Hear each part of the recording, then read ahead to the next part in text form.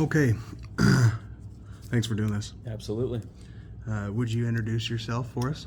Yeah, my name is David Burns. I'm a driver engineer here at the Urbandale Fire Department.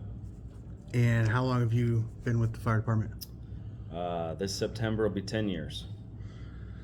What made you want to be a firefighter? What made you want to be a first responder?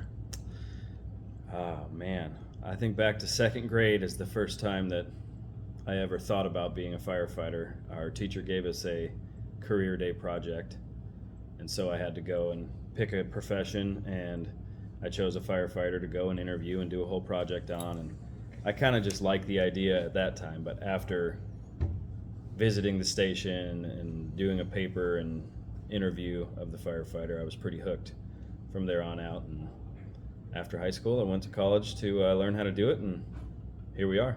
How long does it take to become a firefighter? That's a loaded question.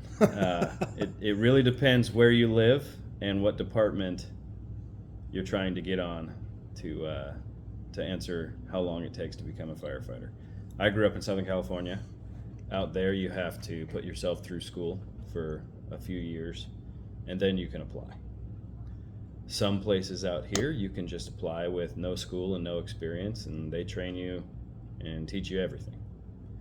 A place like Urbandale here, I would say it's a minimum of a year worth of school to get entry level. If you want to be a paramedic, it's another year.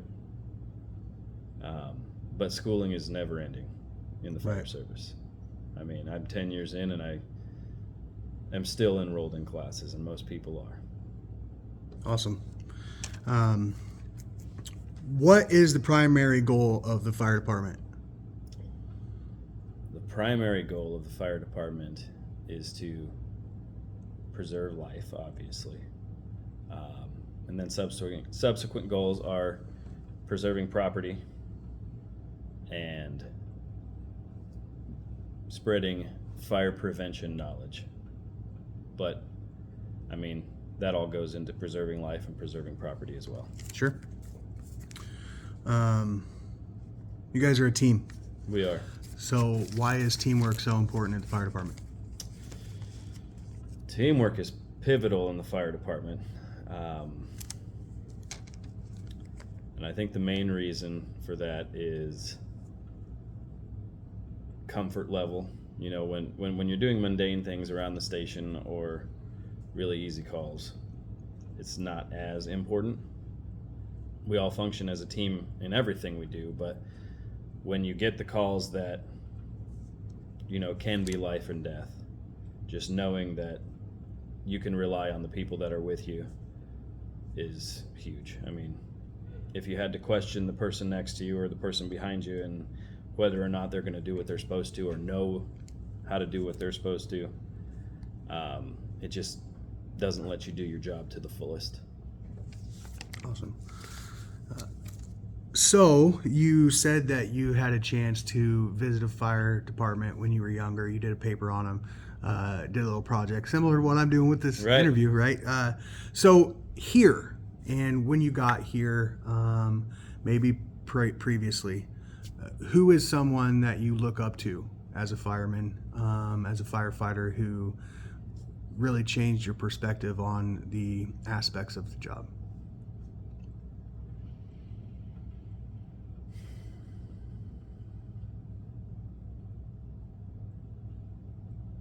I said I wasn't going to ask the hard-hitting questions, huh? Right. Let's see. Was it that very first one that you did your project with that changed the trajectory of your life? Yeah, I would say if I had to choose just one firefighter who was instrumental in me becoming a firefighter, it would be the one that I met, you know, in second grade and did the project on. If I had to choose just one who's the most influential on me now, I don't even know where I'd begin. I mean, everybody. We're all a family, and we all feed off each other and make each other better. I love it. So that goes kind of into my next question. Would you describe your shift mates, your fellow firefighters? Would you describe them as family? Oh, absolutely. Everyone here, especially the people on my crew, it's a family. It has to be. That's one of my goals, and I think everybody shares that goal is, we will become a family, and we are now, but every new person that comes in, there is no kind of laying on the outskirts for anyone. You're part of the family, whether you like it or not. The good, the bad, and the ugly. Nice. I didn't ask this in the beginning. How old are you? Do you have a family? I'm 35, and yeah, I have 2 kids. 2 kids? Mm-hmm. What are their names? Tessa and Brady. Nice. 10 and 8 years old. 10 and 8. Actually, I'm sorry, 11 and almost 9. 11 and almost 9. Yep. All right. So there's a question that I think the layperson wouldn't ever get or understand because they don't put themselves out there like this. But how does it feel to save somebody, to bring them from that point of life or death, to save them? How does it feel to save somebody? How does it feel to save somebody?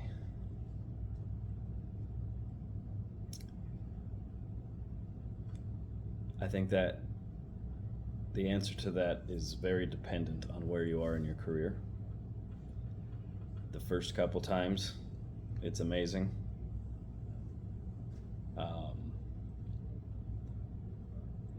Anymore for me though, it's what's expected. So if we're on a medical call, right, and somebody's in cardiac arrest or anything else, and we save them, my outlook on it is we did what we came here to do. The ones that weigh on you more and affect you more are the ones that you don't save. Sure. And I know that sounds cliche, but it just is what it is. Sure. Are you guys pranksters? No, not really. Not really? No. Okay. What's the funnest call you've ever been on?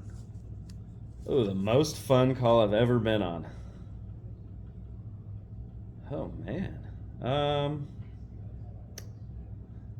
think the most fun call I've ever been on would have been, I would have only been on for about 2 years. And it was my first really big commercial building fire. And so we got to put the big aerial ladder up, and it was the first time that I'd climbed the ladder and actually sprayed water from our big master stream on the top of the ladder and got to control it from up there. And you're aiming it every which way, trying to put the fire out, and the ladder's swaying up there, and it was just a lot of fun. I'll never forget it. That's awesome. All right, so I'll get off of the main hard-hitting questions, and I'll ask a couple of questions that I got from some kids. Sure. First question is, how hot is it in your gear? Oh, it's always hot. Even if it's freezing out, it's hot. Our gear is very warm. If we went outside today, it's kind of cloudy, a little breezy, mid-70s today. It would take maybe 5 minutes before we felt like we got out of a pool. Because not only is it heavy and bulky, but it's meant to keep moisture in and moisture out. So there's not a lot of breathing in it, and if you go out on a hot day, it's very hot. Right on. What do you do when you're not fighting fires? Around the station? No, just you, just personally. Like, what do I do outside of work? Yeah. Oh man, my kids' sporting events. My daughter does gymnastics. My son's in football and baseball. We like to go swimming. We like to go to the pools, the lakes. Visit my family back in California. Awesome. Anything outdoors? Yep. Just a couple of more real quick. Do you have a fire pole? We do not have a fire pole here. It's a single-story fire station, and none of our stations actually have a fire pole. Okay. I used to work at a department where we had one. Did you like it? It was okay. It was fun at first. Awesome. And then, do you guys have a Dalmatian? Our fire department does have a Dalmatian, but it is a statue. Oh, okay. It is at our Station 41, sitting right outside the front of the building. No, we do not have a fire dog or a station dog. Perfect. I think that's it, my friend. All right. I think that's